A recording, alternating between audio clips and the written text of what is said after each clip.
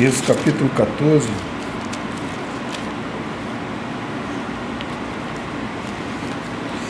Vamos estar lendo o versículo 1 até o versículo de número 14.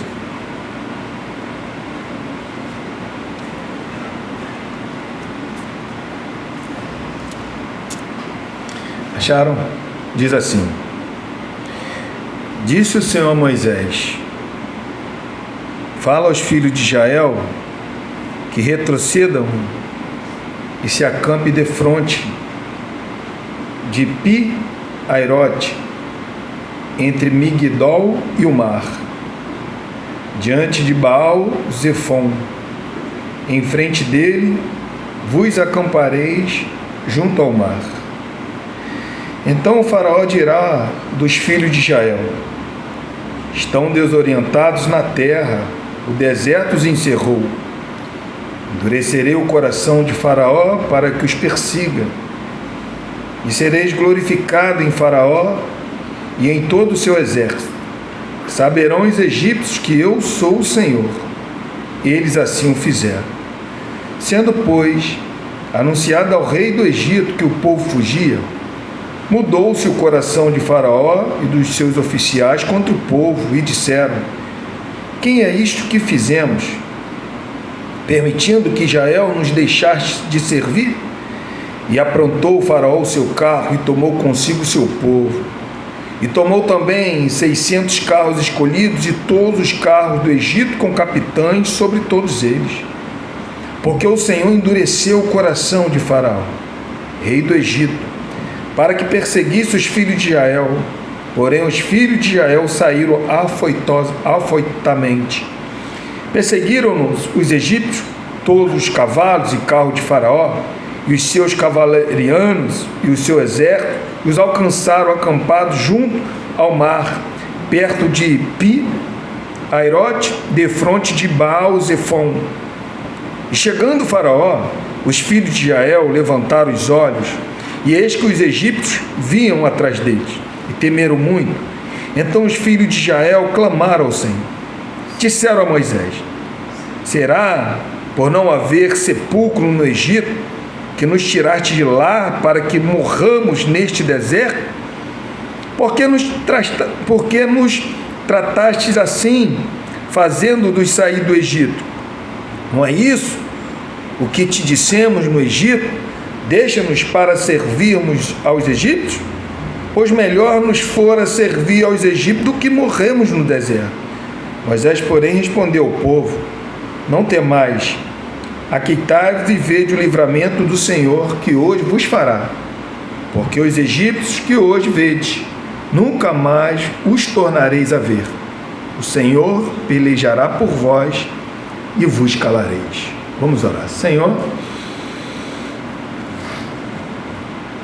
obrigado, Deus, por essa palavra. Obrigado porque o Senhor se revelou a nós. E se hoje, Deus, nós estamos aqui, é porque o Teu Espírito Santo, Deus, abriu o nosso coração para nós compreendermos, Senhor, o valor da Tua palavra. Obrigado, Deus. Que nesta manhã, Deus, o nosso coração possa estar inclinado para ouvir a Tua voz. Sabemos, Senhor, que se o Teu Espírito não agir, o homem sai daqui da mesma maneira que entrou. Por isso, Deus, nós oramos a Ti. Pedimos a ajuda do Teu Santo Espírito para que nós possamos entender a Tua palavra e sairmos daqui cheio do Teu Espírito Santo, Deus. Obrigado, Senhor, em nome do Senhor Jesus. Amém, Deus, e amém.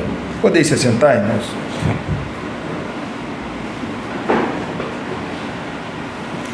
Irmãos, na semana passada eu falei do versículo 17 até o versículo de número 22, e foi falado que Deus estava diante do povo, através de uma coluna de nuvem e através de uma coluna de fogo. Deus, ele estava guiando o seu povo.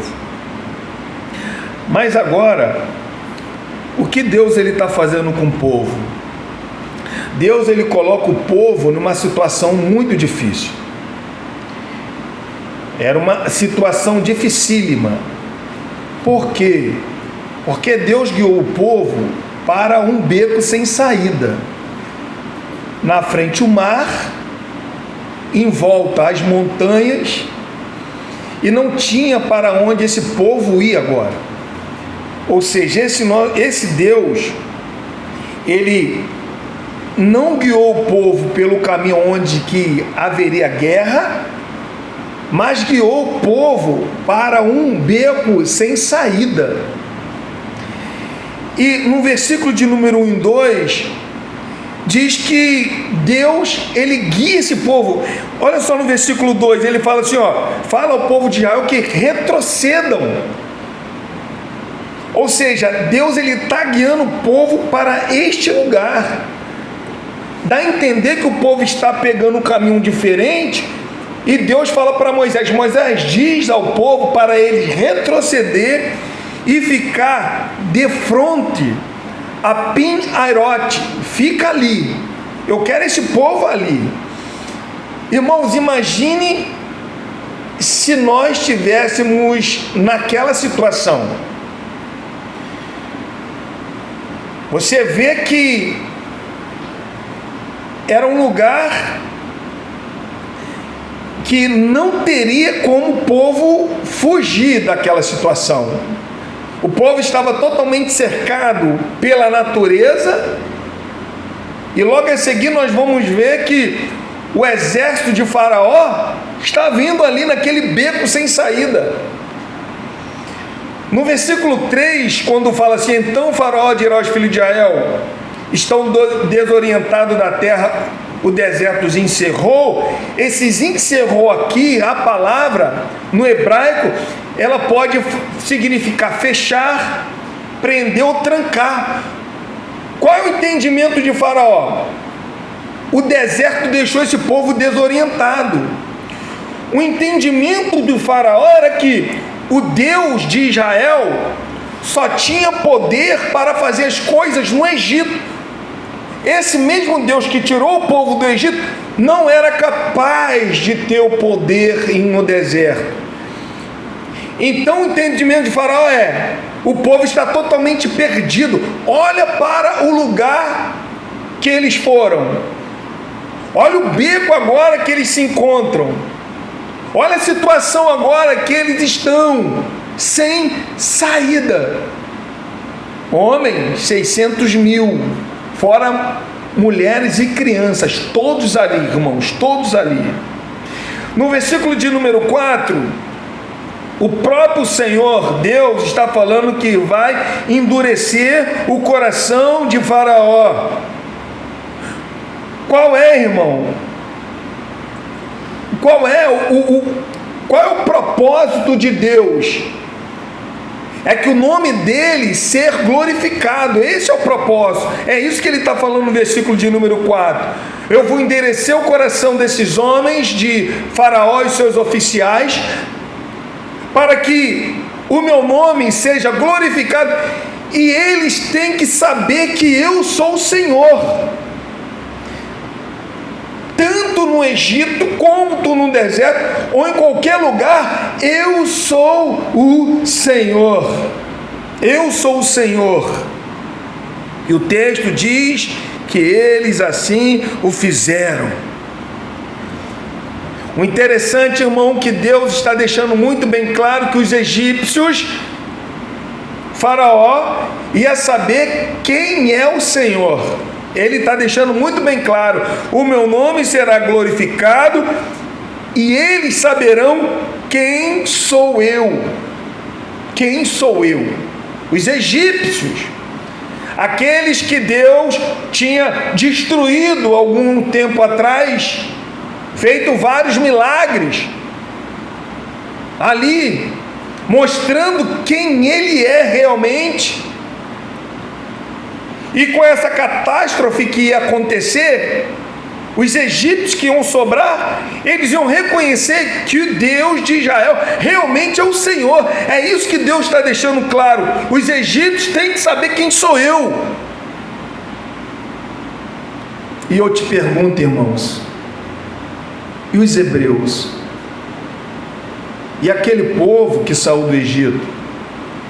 Esse povo aqui que Deus está conduzindo para este lugar, será que eles saberão quem é o Senhor? Às vezes acontece isso com a gente. Às vezes, os ímpios conhecem ou têm mais fé no nome de Deus do que a gente. Você sabia disso? Tem pessoas, irmão, que tem uma fé tremenda numa pessoa errada, mas ele tem fé. A gente vê os profetas de Baal, olha a fé daqueles homens ali. Ficaram toda manhã se flagelando, gritando: Baal nosso Deus, Baal nosso Deus. Uma fé depositada num Deus que não existe, mas eles estavam com uma fé ali tremenda, irmão, acreditando que aquilo ali ia acontecer. Às vezes o ímpio tem mais fé do que a gente. Às vezes a gente está numa certa situação que o ímpio fala para a gente. É verdade. Eu já me encontrei numa situação que o ímpio abriu meus olhos. O ímpio abriu meus olhos. Eu vi que Deus usou aquela pessoa ali. E eu nunca mais esqueci desse rapaz, nunca mais. Às vezes o ímpio, é interessante isso, não é verdade? Para pensar, ver como que o nosso coração é. E é isso que eu quero falar nesta manhã. Como que o nosso coração é? No versículo de número 5, sabendo, pois, anunciar ao rei do Egito que o povo fugia, mudou o coração de Faraó e dos seus oficiais. Ou seja, o Faraó ele começou a reavaliar a libertação desses escravos. Ele acabou de ser frustrado, estava totalmente frustrado, porque os seus deuses não conseguiu ajudá-lo. Tudo aquilo que ele acreditava que o seu Deus poderia fazer, não fez, não o socorreu. Faraó, ele adorava vários deuses. Eu falei isso aqui.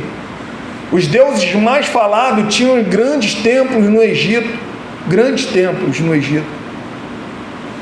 E Faraó, por ser acreditar que era um semideus, acreditava que poderia ter esses poderes também, juntamente com seus magos. Mas quando Deus ele passou naquela noite com o anjo destruidor, ele não pôde fazer nada, ele está frustrado. Quando ele deixa o povo sair, ele está totalmente frustrado.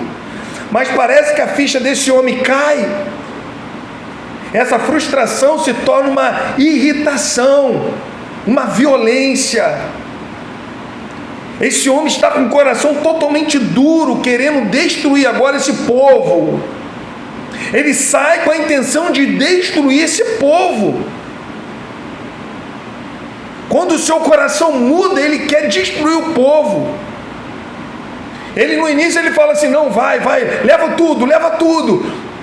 E o povo ali pegou ouro, pegou prata, pegou vestimenta e saiu, porque já era...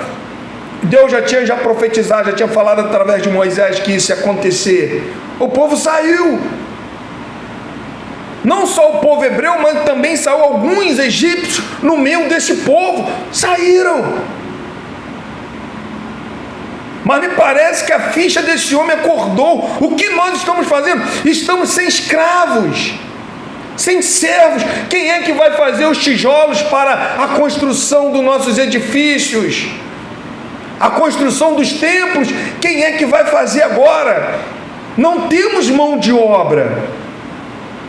Não temos mão de obra. E assim no versículo 5 fala que ele vai atrás desse povo. Vai atrás do povo de Deus.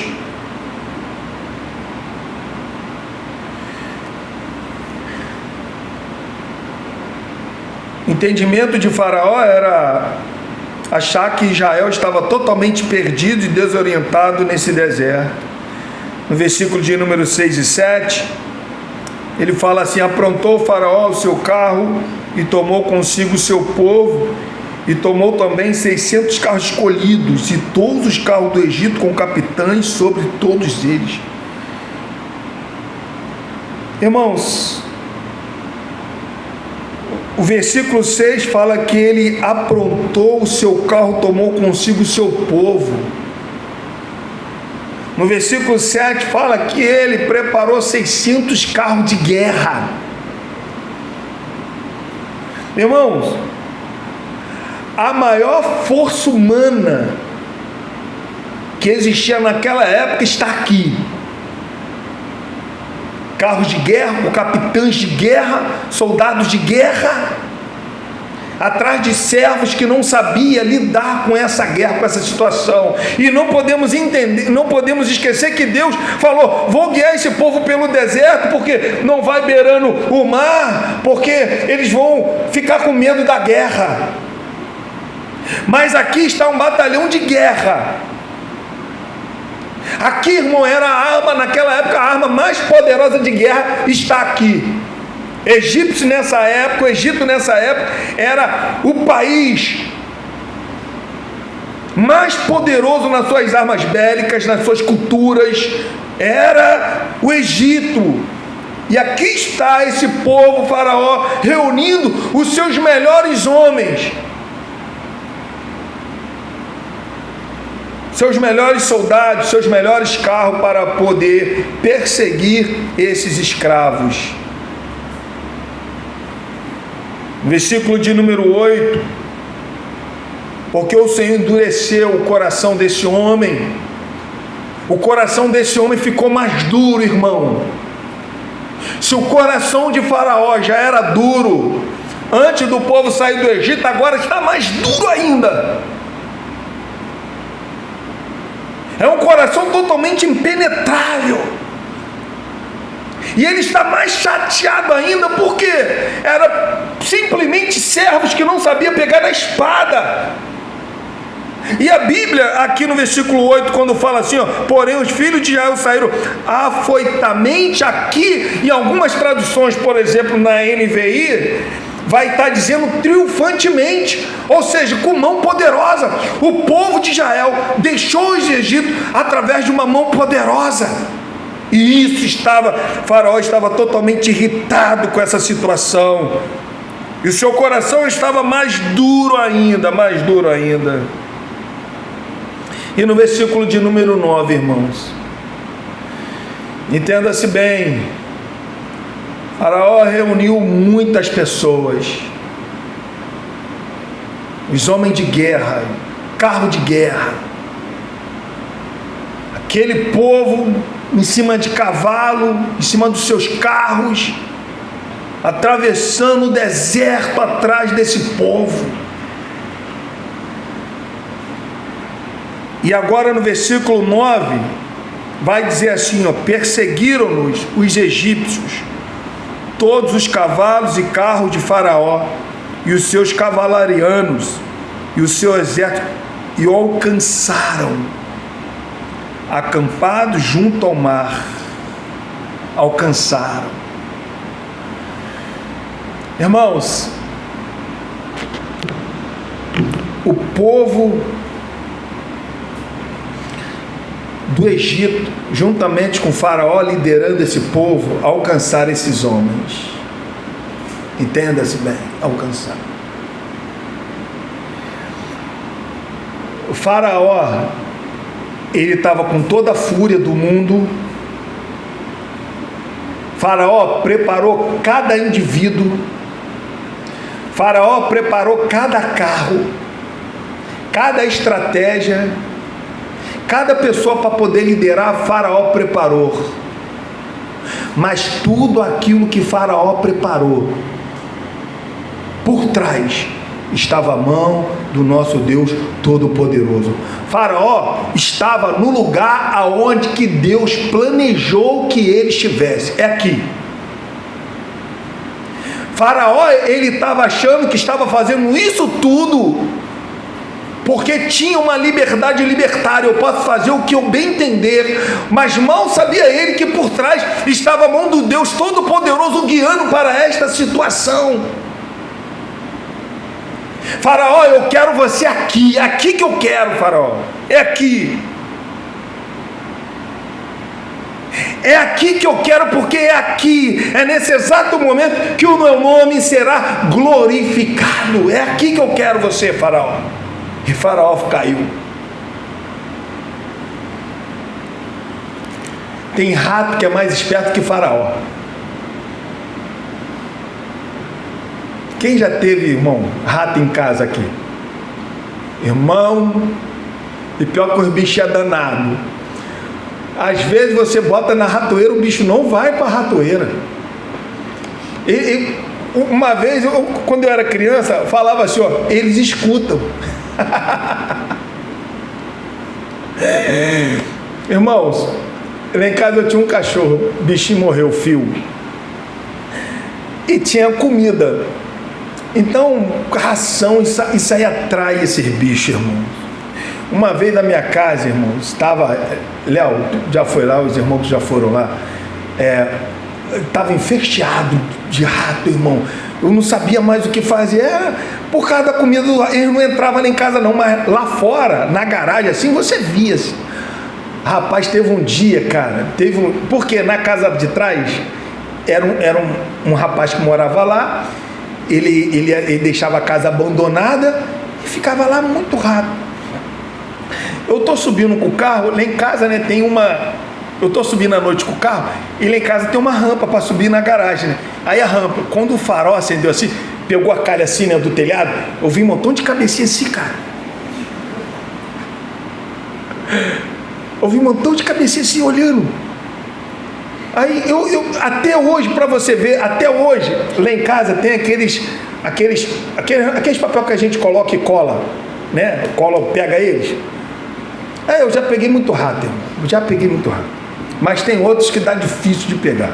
Mas graças a Deus foi embora. Aí eu tô criando agora gambá. Então tem gambá que não acaba mais, que o gambá vai lá e fica solto. Quando eu falo criando, porque eu vejo eles passando em cima do muro assim e deixa os bichinhos lá livres lá, porque escassa esses bichos. Então, deixa ele lá. Aí, o faraó, ele caiu nessa armadilha aqui. E Deus, ele queria, estava preparando todo esse ambiente. E tá lá, faraó, tá lá ele. Tá onde que Deus planejou, o faraó estava lá. O faraó achou que estava com todas as suas pompas, todas as suas forças, mas ele estava lá onde que Deus queria que ele estivesse. Tá lá. Mas o problema começa agora no versículo de número 10. E chegando o faraó, os filhos de Israel levantaram os olhos. Levantaram os olhos. E eis que os egípcios vinham atrás deles, e temeram muito. Então os filhos de Israel clamaram ao Senhor. Quando eles viram o faraó se aproximando, o coração dos egípcios, dos coração de Israel se derreteram, irmão. Eles ficaram com muito medo. Com muito medo.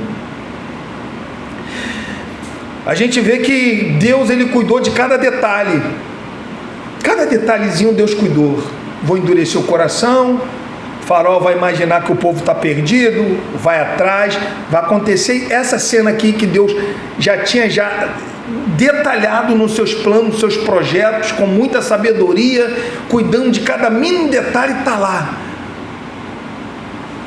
E agora o povo de Israel está totalmente desesperado, porque o povo de Israel não sabia que era plano de Deus.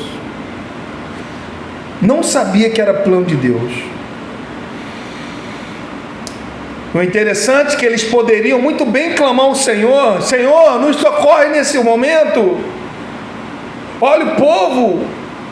Era algo normal deles clamar ao Senhor, era algo normal, uma situação normal, a gente clamar ao Senhor no momento da nossa dificuldade. E que dificuldade aqui, irmãos. Mas se eles não clamaram ao Senhor, o que eles fizeram foi culpar Moisés. Irmãos, no versículo de número 11 e 12, eles falam para Moisés que era melhor ter deixado eles lá no Egito em paz do que morrer nesse deserto.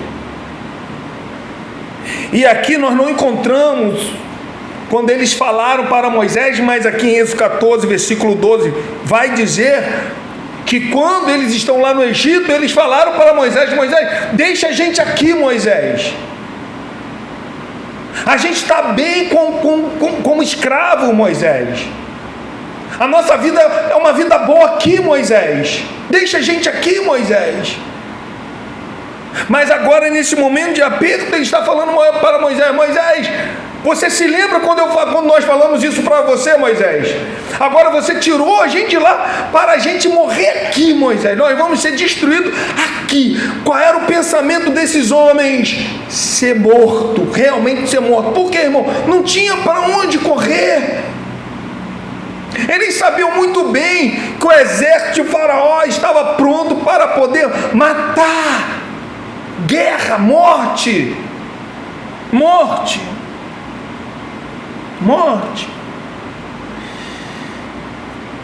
Eles tinham tudo. Olhar para o alto e ver a coluna de nuvem durante o dia. Eles tinham tudo porque aquela coluna de nuvem estava lá. A coluna de nuvem estava em cima da cabeça deles.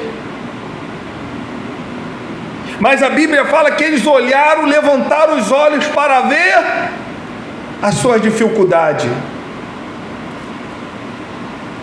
os seus problemas. Eu falei semana passada em Deuteronômio capítulo 8, versículo 1, porque Deus está guiando esse povo pelo deserto, para provar os corações dessas pessoas. E o primeiro momento da provação, nós vemos um coração de incredulidade.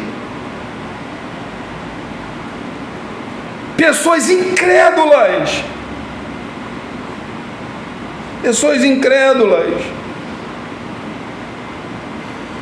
Nós olhamos para esse texto e ficamos admirados. Como que pode, irmão? Esse povo viu tudo. Eles viram a água se transformando em sangue no Egito. Eles viram todas as pragas. Eles tiveram notícia das pragas. Eles viram que naquela noite o anjo destruidor matou todos os primogênitos da terra do Egito. Eles viram, eles receberam a notícia. As famílias egípcias expulsaram, sai daqui. Era uma choradeira, era uma gritaria lá no Egito, irmão, que a gente não tem noção. Esse povo viu tudo isso, mas nesse momento de prova, o que eles vão falar é culpar Moisés. É ter o coração, mais uma vez, incrédulo. No seu primeiro teste, estavam sendo reprovados. Quando nós olhamos esse texto, nós falamos, que pessoas ingratas, viram tudo e agora não está confiando em Deus. Irmãos, mas quando nós conhecemos o nosso próprio coração,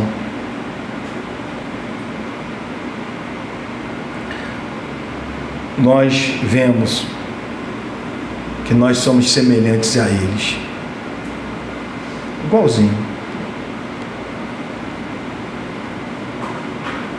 O pecado, com sintoma da incredulidade,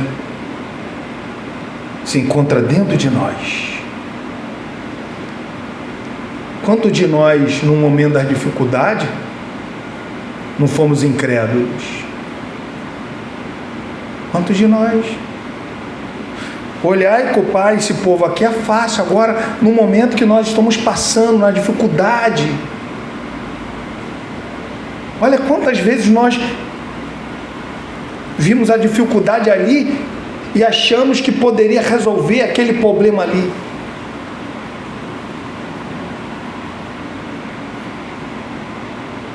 Irmãos, a incredulidade ela está dentro do nosso coração. De repente ela está lá, tipo, está lá, mas não está acesa ainda, está lá, mas ela está lá. Se a gente der uma brecha, ela vai acender, e ela acende. A dificuldade é uma coisa muito interessante, irmãos. Por quê? Porque a incredulidade, ela nos induz a interpretar um Deus aonde que se curva diante da dificuldade. O povo de Israel viu tudo isso que aconteceu lá no Egito, viu tudo isso, mas nesse exato momento, nessa incredulidade deles aqui, o que eles estão fazendo com aquele Deus que os tirou do Egito? O que eles estão fazendo? Estão pegando aquele Deus todo-poderoso e está fazendo aquele Deus se curvar diante dessa dificuldade. Tipo assim, esse Deus não pode resolver esse problema. Esse Deus não pode resolver essa situação. Faraó é mais poderoso do que esse nosso Deus, e está fazendo um Deus se curvar diante de Faraó. Todas as vezes que nós pegamos a dificuldade e ocupamos a nossa mente com esta dificuldade, nós estamos pegando essa dificuldade, colocamos com o Senhor, e o Deus que nós servimos, como colocando o servo dessa dificuldade. Isto é incredulidade. Quando nós nos tornamos incrédulos, nós pegamos a dificuldade e colocamos acima do Senhor que nós servimos. E é isso que está acontecendo aqui. E a incredulidade é a mesma para todas as pessoas. Quando você é incrédulo, o outro que se tornou incrédulo é a mesma. Você desacredita no poder de Deus, você não tem paz. Você não pega aquele versículo, irmão, que fala: entrega o teu caminho ao Senhor e confia nele. Você rasga esse texto da Bíblia, porque você não passa mais a confiar em Deus. Você pega a sua dificuldade, porque o teu coração incrédulo você coloca acima do nosso Deus.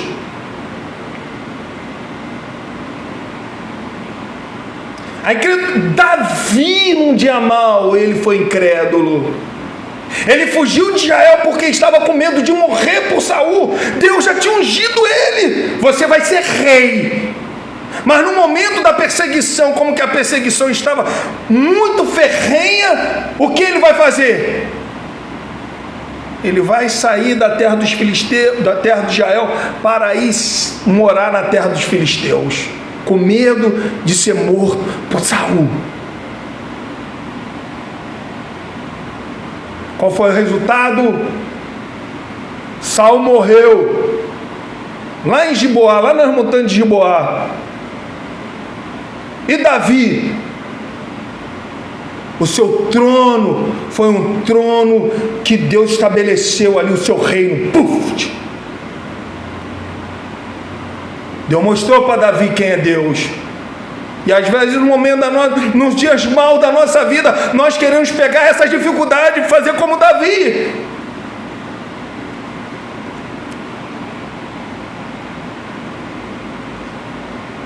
Elias foi incrédulo também.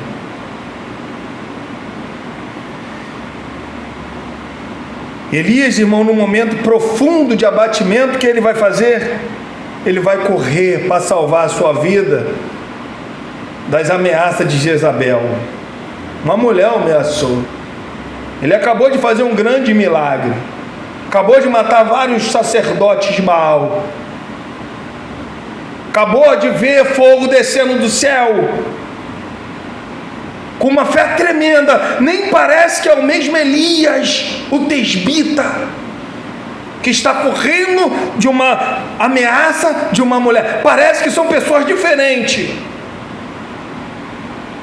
É o que eu estou falando, que nós, quando não tomamos cuidado, o nosso coração, em certos momentos, se torna um coração incrédulo.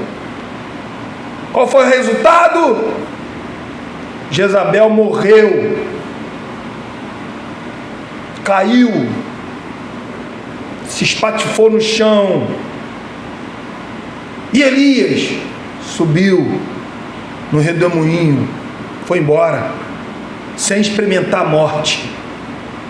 Mas no momento das suas vidas, tanto Elias como Davi e outros mais se tornaram pessoas incrédulas, não acreditando na promessa, não acreditando no que Deus pode fazer. E o que nós vemos hoje, irmãos? Tantas pessoas assim, como o povo de Israel,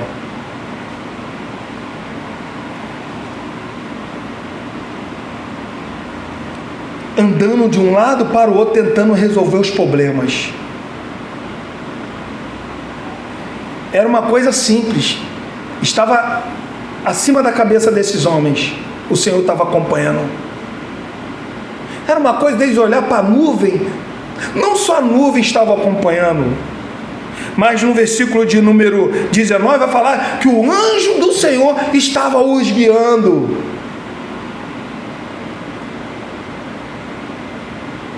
Pedir socorro. Mas o que foi mais fácil? Coração se tornar um coração incrédulo. Irmãos, nós temos, o crente tem o privilégio de estar sempre na presença de Deus. Por quê? Porque nós fomos introduzidos na presença de Deus através do sangue do nosso Senhor Jesus Cristo. O sangue dele nos introduziu na presença de Deus. Nós temos esse privilégio. E como eu falei semana passada, nada e ninguém pode nos tirar deste lugar. Nós estamos no lugar onde que Deus quer. Bafut, está ali, bonitinho ali, na mão de Deus ninguém tira, está ali. Mas às vezes a gente pode perder com muita facilidade esse gozo, essa felicidade, essa alegria, porque às vezes a gente está na presença de Deus e colocamos a nossa dificuldade entre nós e Deus, colocamos ela aqui. Isso tira a nossa paz. Todas as vezes quando você pegar a tua dificuldade e colocar entre você e Deus, essa dificuldade aqui vai tirar a tua paz, irmãos. Vai tirar a tua paz. Vai tirar a tua paz.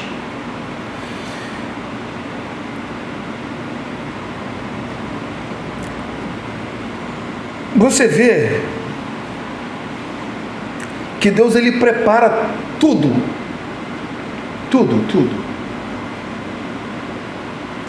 Até o momento para a sua graça te alcançar, Ele prepara esse momento. Tem pessoas que não sabem que a graça já o alcançou, mas já o alcançou. Tem pessoas que nesse exato momento, irmãos, o mundo já não faz mais sentido para ele. Toda aquela alegria que ele tinha nas farras do mundo, ele já não tem mais nenhuma alegria. A graça já alcançou, a graça está ali. É como o apóstolo Paulo falou, como Deus falou para o apóstolo Paulo: dura coisa, Paulo, é recalcitrar contra os aguilhões. Está ali a graça. Então Deus ele prepara. Existe um momento que Deus vai salvar essa pessoa, no momento que essa pessoa está de boa. No momento que a pessoa está andando ali, ouve o evangelho ali, eu acredito nisso, e vai numa boa. A gente vê isso em Lídia. Paulo saiu para encontrar um lugar de oração, encontrou as mulheres lá, lavando roupas lá, umas mulheres piedosas, e a Bíblia fala que Deus abriu o coração de Lídia, e Lídia ouviu o evangelho do apóstolo Paulo numa paz, no ambiente de trabalho ali. Ela ouviu o evangelho, acreditou e se tornou uma grande missionária, onde que cuidou da igreja de Deus. Quando Paulo saiu da prisão, a primeira coisa que Paulo faz é ir para a casa dela, de boa. Ela estava ali, mulher rica, vendedora de púrpura, estava ali. Deus abriu o coração dela na boa. No mesmo capítulo de Atos 16, a gente veja diferente. O carcereiro, Deus abriu no coração do carcereiro, mas de uma maneira violenta. De uma maneira onde que ele está vendo aquela situação e está apavorado, porque a minha família vai morrer, esses presos fugiram, eu estou encrencado com o imperador. Ele corre para Paulo, fala: Paulo, o que eu devo fazer para ser salvo? E Paulo fala: crê no Senhor Jesus, será salvo tu e tua família. E assim foram batizados. No mesmo capítulo, a gente vê Deus agindo de maneira diferente, com o mesmo propósito, para que a graça possa entrar no coração desses homens. E assim também aconteceu com cada um de nós. Às vezes você está aqui porque se encontrou num momento difícil. Deus te colocou num momento, num labirinto sem saída. Deus te colocou onde que pessoas queriam te matar, você não tinha para onde ir, você entrou para dentro de uma igreja. Você acha que eu fui por medo? Não, Deus preparou aquele ambiente, vai entrar lá. Porque, irmão, assim como Deus ele cuidou de cada detalhe do povo de Israel, Ele cuida de cada detalhe do seu povo. Cada detalhezinho, Deus ele vai cuidar do seu povo. E é isso que tem que trazer paz no meu coração e no teu coração.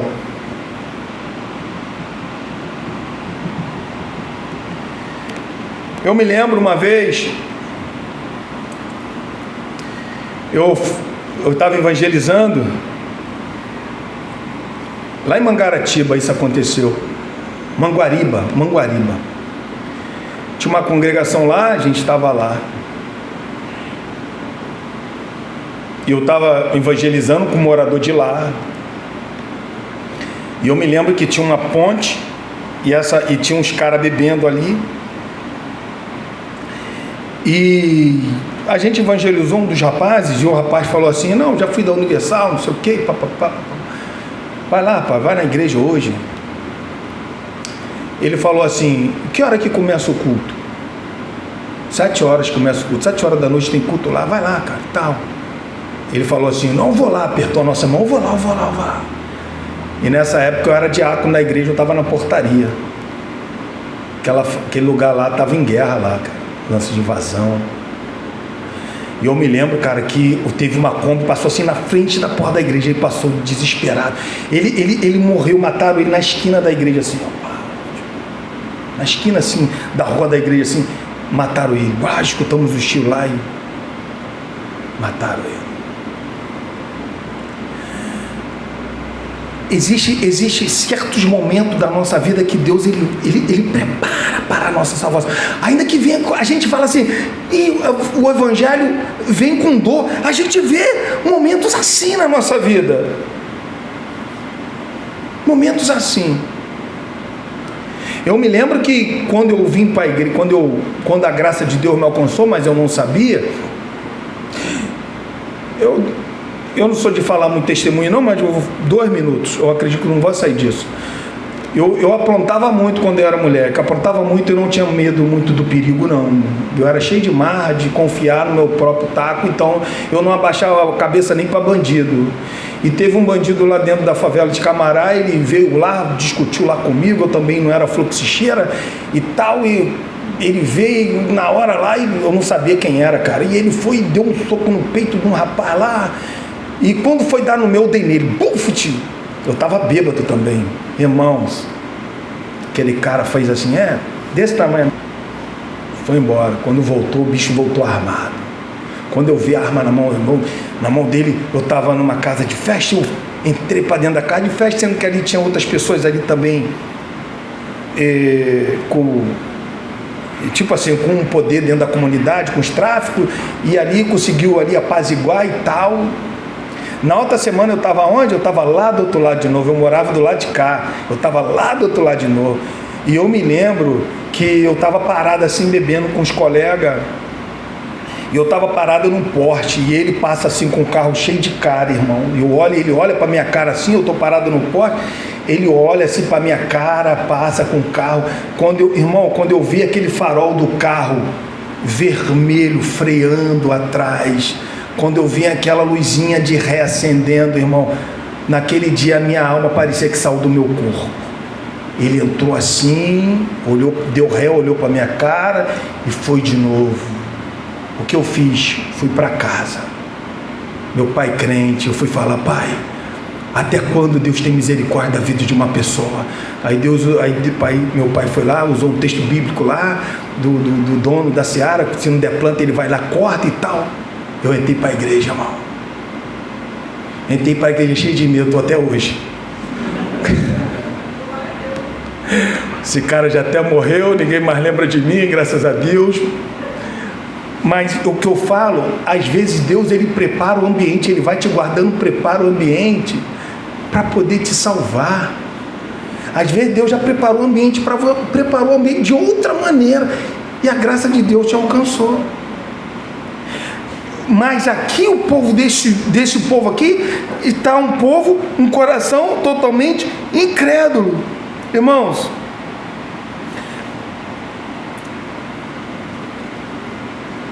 é nos dias de provação e dificuldade que a alma experimenta alguma coisa de bem-aventurança. Quer ver uma coisa? Quando o teu barco ele está deslizando pela água do lago, tudo tranquilo, nem parece que Deus está ali. Está tudo tranquilo. Mas quando as ondas começam a se levantar e começam a bater, e você vê que o teu barco vai afundar, o que você faz? Você vai gritar: mestre, estamos perecendo, mestre. Então, às vezes, é nesse momento que a gente vê uma bem-aventurança de Deus. É nos momentos da dificuldade, irmão, às vezes que a gente vai experimentar quem é realmente o nosso Deus, o poder que Ele tem. A gente vê que os discípulos estavam lá naquele barco, tranquilo, dia normal, atravessando o mar, atravessando o lago, e naquele exato momento, quando as ondas começam a se levantar, quando eles acordam o mestre, porque o mestre estava dormindo na popa do barco, quando eles acordam, mestre, mas não se importa que nós estamos perecendo. O que Deus fala para eles? Homem de pequena fé. O coração daqueles homens que viram tantos milagres, só porque o nosso Senhor estava dormindo, eles acreditavam que o barco poderia afundar. Olharam para o Senhor, o barco balançando, a água entrando dentro do barco. O Senhor não vai se importar com a gente. Quando Deus levanta homens de pequena fé e o mar acalma, houve uma grande bonança e eles ficam admirados. Quem é esse que até o vento e o mar lhe obedecem? Quem é esse? Eles ficaram admirados com o Senhor por causa do momento da tempestade. Eles não ficaram admirados com o Senhor no momento da bonança. No momento da bonança, o Senhor estava dormindo, eles estão lá de boa. Mas no momento da tempestade, eles ficam admirados. Quem é esse que até o vento e o mar lhe obedecem? Às vezes, irmão, Deus ele envia, ele empurra a gente para o caminho da dificuldade, para a gente conhecer melhor esse nosso Deus. Melhor o nosso Deus, termos mais experiência com Ele. Mas nesse momento, versículo 13 e 14, Moisés porém respondeu ao povo: não temais, aquietai-vos e vede o livramento do Senhor, que hoje vos fará, porque os egípcios que hoje vedes, nunca mais o tornarás a ver. Quando Moisés ele fala que aqueitai-vos, essa palavra aqueitai-vos aqui, é tipo assim, ó, vocês têm que estar posto, tem que estar assim, ó, posto, tem que ter uma posição. Você se lembra, quando eu falei aqui no capítulo de número 13, quando fala que eles saíram arregimentados, aqui ó, no capítulo 3, versículo 18, vai falar que, porém, Deus fez o povo rodear pelo caminho do deserto, perto do Mar Vermelho, e arregimentado parece que é fila, tá? Aqui eles saem já em grupo. Alguns entendem como já tinha líderes liderando cada grupo, que era 600 homens, 600 mil homens a pé. Então alguns acreditam que já tinham líderes liderando esse povo que estava em grupo. E quando Deus aqui fala aqueitáveis aqui, está mandando eles tomar uma posição, toma posição aí, ó, fica aí parado, dá a entender que eles estão agitados. Eles olharam, viram o povo de Faraó chegando com seus exércitos, então eles ficam inquietos, eles ficam agitados, eles ficam andando de um lado e do outro para cá, mas não tem o que eles fazerem, não tem nada que eles possam fazer, não tem nada. Então eles estão andando de um lado para o outro, irmãos. Eles não podem fazer nada. Eles olham para trás, eles não podem aniquilar a hoste que está vindo, aqueles exércitos de guerra, eles não têm condição para isso. Eles olham para frente, está o mar, eles não têm como fazer o mar secar. Eles olham para os lados, está a montanha, não tem como fazer a montanha planar para eles tentarem fugir. Eles não têm como fazer nada, eles estão num beco sem saída naquele lugar, não tem como fazer nada. Então eles estão agitados de um lado para o outro. Você imagina a mãe correndo, pegando seus filhos, o pai cercando seus filhos, porque o que eles estão vendo? A morte. A única coisa que eles conseguem imaginar que naquele momento ali, ser morto ali, morrer ali, milhões de pessoas morrendo ali. Vamos morrer aqui, Moisés. Então eles estão agitados, eles estão preocupados. O pai está pegando a sua família, tentando proteger a sua família, andando para lá, andando para cá. E o que Moisés fala? Não temais, fica quieto, fica parado aí, fica sossegado aí vocês, fica sossegado. Nós não vimos aqui Moisés com medo. A Bíblia não mostra Moisés com medo. A Bíblia não mostra se Moisés sabia o que Deus ia fazer. Mas uma coisa que a gente vê em Moisés é que ele sabia muito bem que Deus estava no controle daquela situação ali. Por isso que Moisés está falando para o povo: fica quieto aí vocês, estão temendo aí, fica quieto, fica posicionado aí vocês, fica só vendo. Vocês olharam para trás, viram o povo de Faraó vindo aí com seus exércitos, agora fica parado, só olha aí, só olha, fica parado, toma posição. Por que eles tinham que tomar uma posição? Porque Moisés sabia que Deus estava no controle. E por que eles tinham que tomar uma posição? Porque atrás dessa situação estava a mão poderosa de Deus. Deus agora ia atuar. É esse exato momento que eles tinham que ficar parados. É que Deus ia atuar agora. Agora eles iam ver a manifestação de Deus. Agora eles iam ver como que Deus é poderoso. No Egito, no deserto, no mar, aonde que for, Deus é poderoso. Agora eles iam enxergar dessa maneira, irmão.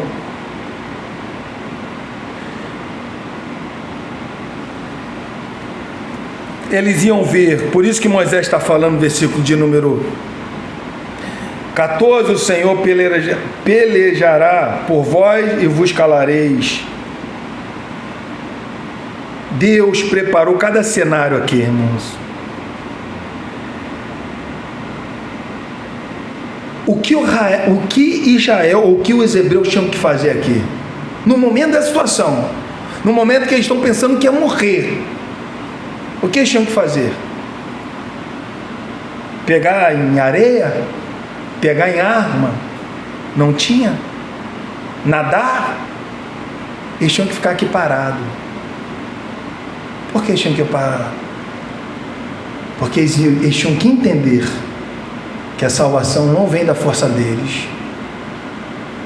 A salvação vem do Senhor. Fica parado aí, irmão, parado. Os homens estão preocupados que vão morrer. Agora eles têm que ficar parados, porque o Senhor vai fazer tudo. É o Senhor que vai fazer. Então fica parado. Fica parado. Fica quieto.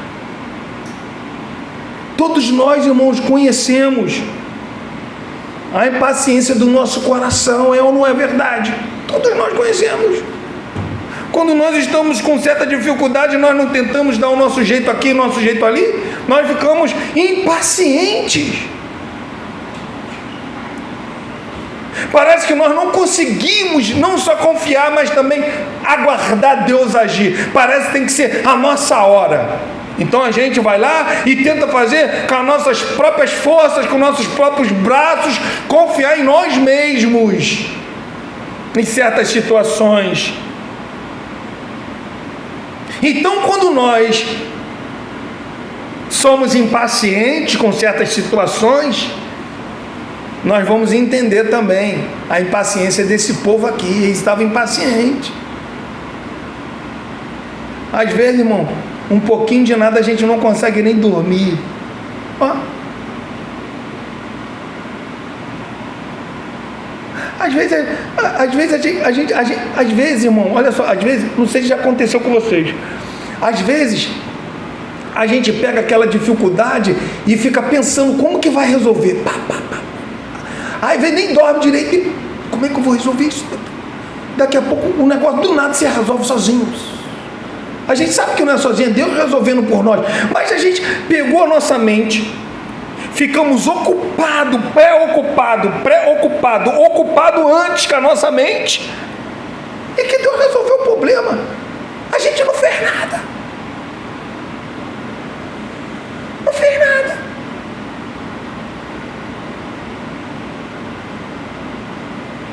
É isso que acontece. É isso que acontece. Tem dificuldades que a gente não vai conseguir resolver. Claro que eu não estou ensinando aqui para a gente ficar com qualquer coisa, não fazer nada. Não é isso que eu estou ensinando. Mas o que eu estou ensinando aqui é saber que quem tem poder para fazer qualquer coisa é Deus. Ainda que nós façamos alguma coisa e resolvemos algum tipo de problema que pode estar no nosso alcance, ainda assim nós vemos no mínimo detalhe o cuidado de Deus. Ainda assim o cuidado de Deus. Irmãos, quando a gente vê o rei Ezequias, olha só, olha interessante o que o rei Ezequias vai fazer. E a gente tem alguns exemplos, mas olha o exemplo do rei Ezequias. Abre comigo em 2 Crônicas, capítulo de número 32. Rei Ezequias foi um grande rei, foi um dos maiores reis, tá? Andou perante Deus, fez o que era reto diante de Deus, foi um grande rei. Abriu as portas do templo, trouxe de novo os sacerdotes, os levitas, reformou o templo. Então foi um grande rei, tá? Foi um grande rei. Mas no capítulo de número 32,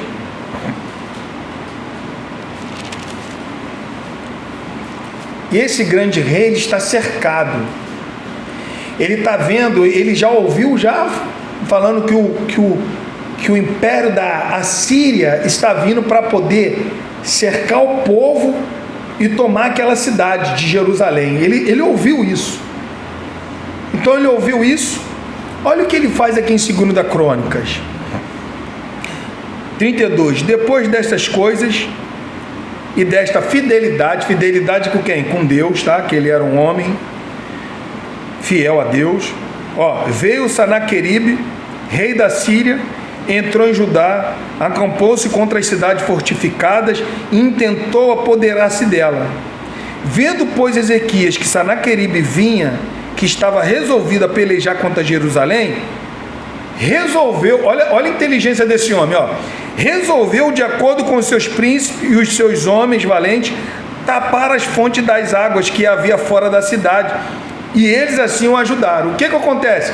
Sanaqueribe ia ficar em volta da cidade, não ia ter o quê? Fonte de água. A água ia acabar, ia ter um tempo para poder permanecer. Sem água, eles iam ter que se retirar. Então, o que Ezequiel vai fazer? Ezequiel vai fazer: vamos tampar os buracos, então, das águas aí, para eles não ter água fora da cidade. Vai lá. Assim, versículo 4. Assim, pois, o povo se ajuntou e tamparam todas as fontes, como também os ribeiros que cortam pelo meio da terra, pois diziam: por que viriam os reis da Síria e acharia tantas águas? Ele cobrou ânimo, restaurou todo o muro, que, olha só o que o homem fez, sabendo que não tinha escapatória para esse império, porque era o maior império desta época, era um império que entrava e destruía, conquistava as cidades. Olha o que ele vai fazer, ele cobrou ânimo o povo desanimado, ele cobrou ânimo, restaurou todo o muro quebrado, e sobre ele ergueu torres, levantou também o outro muro por fora. Olha só, ele restaurou os muros que estavam destruídos, colocou torre, levantou torre, e agora ele vai fazer outro muro. E eu estou falando isso que ele sabe muito bem o império que está se aproximando para conquistar Jerusalém. E continua: levantou também o muro por fora, fortificou a Milo na cidade de Davi, e fez armas e escudo em abundância. Olha só o homem se preparando para a guerra, sabendo que não era possível vencê-lo. E continua: pôs oficiais de guerra sobre o povo, reuniu na praça a porta da cidade, e lhe falou ao coração, dizendo, agora aqui está, irmãos, o que está ao nosso alcance nós temos que fazer. O que está ao meu alcance eu tenho que fazer, mas ainda assim eu fazendo, eu tenho que ter essa palavra aqui. Olha o que ele fala para o povo: sede forte.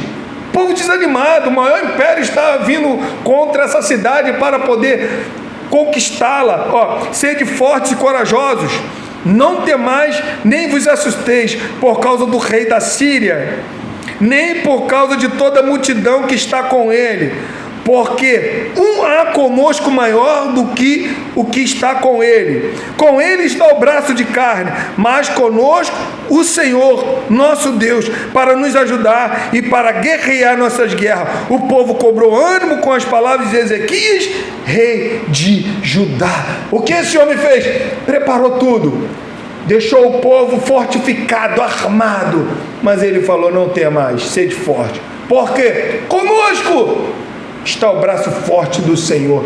E é isso que tem que estar na nossa mente. A dificuldade que você está passando, quem está com você? O braço forte do Senhor, irmão. Ele nunca te abandonou. O problema é que às vezes as coisas agitam a nossa vida e a gente fica igual Marta, agitada de um lado para o outro. E Deus falou para Marta: Maria escolheu a melhor parte. Maria lá em paz, ouvindo a palavra de Deus. Irmão, às vezes entendo o que eu vou falar, irmão. Ninguém aqui é de ferro. Eu mostrei homens aqui que no momento era tão valente, mas em um certo momento da vida mostraram a sua incredulidade, o seu coração fraco, o seu pecado. Mostraram. A Bíblia fala que Deus conhece a nossa estrutura, sabe que nós somos pó. Paulo, escrevendo para os Romanos, fala que o Espírito Santo conhece a nossa fraqueza, sabe que nós somos fracos. Então a gente tem de texto da Bíblia para mostrar a nossa estrutura, mostrando que a gente não somos nada mesmo, não somos. Estamos aqui, como Pedro fala, somos como uma flor da erva, né?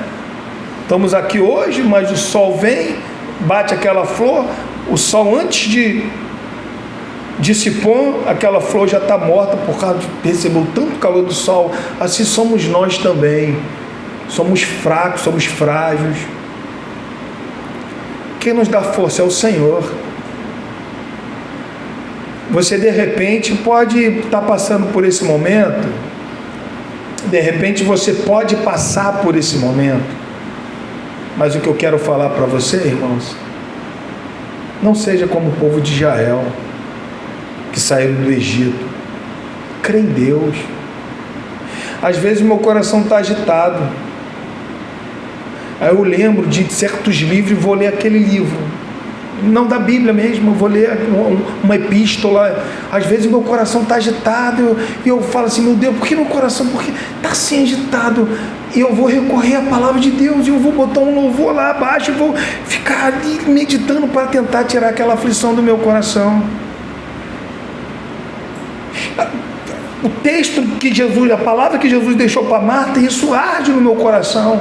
Às vezes nós já ficamos agitados por certas coisas de um lado para o outro e ficamos, não temos nem tempo para tentar meditar na palavra de Deus, não temos tempo, as coisas tomam o nosso tempo de uma tal maneira, tentamos resolver problema aqui, problema ali, e esquecemos da melhor parte que Jesus falou para Marta, que Maria escolheu.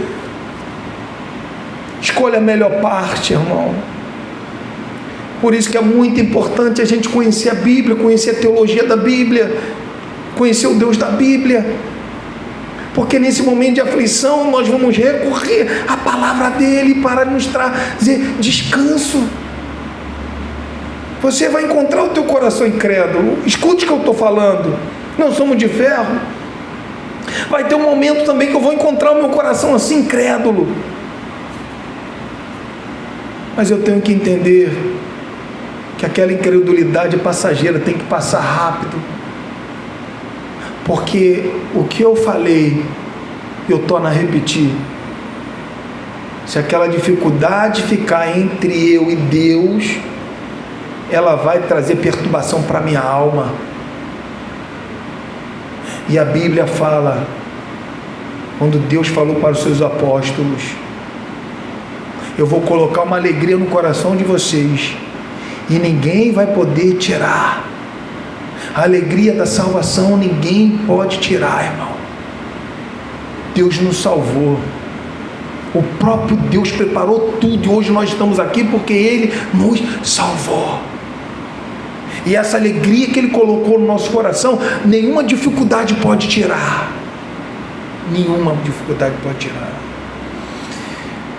Finalizar com esse testemunho. Hoje eu estou cheio de testemunho, né? Fui visitar uma irmã lá no Hospital do Câncer. Fui visitar ela. Eu não sei se ainda tem, irmã Sônia. Não era lá no centro, não. Era aqui, São Francisco, ali perto ali do Morro do Macaco. Era por ali. Atrás, assim, Vila Isabel. Atrás, assim, tinha o Morro do Macaco ali. É por ali. Não sei se é o Morro do Macaco, mas é por ali. Eu acho que é Vila Isabel, né? Fui ali. E eu fui ali, né? Crente. Cheio demais de trazer uma esperança para a irmã. E fui lá visitar a irmã. A irmã estava lá. Entramos. Saí de lá arrebentado. Sabe por quê? Eu vi que a irmã estava com mais fé do que eu. A irmã estava com uma fé, irmão. Eu olhava, eu escutava a irmã falando daquela maneira. Eu falei assim: meu Deus. A irmã estava numa situação lá delicada. E com uma esperança, eu cheio de saúde que eu não tinha. Entrei, eu achava que eu tinha fé, saí de lá que eu vi que era incrédulo. Eu fui lá para visitar a irmã, em vez de eu fortalecer a irmã que fortaleceu a mim. Entenda como que tem certas situações que a gente realmente nos encontramos como pessoas fracas mesmo. Eu fui lá achando que ia trazer uma palavra de ânimo. Não, quem me trouxe palavra de ânimo foi a irmã. A irmã me trouxe palavra de ânimo. E é isso que Deus faz, irmãos. E é por isso que nós temos que não rasgue esse texto. Davi, ele falou: guardei a tua palavra no meu coração para não pecar contra ti. A preocupação de Davi era pecar contra Deus, ser ignorante nas coisas de Deus.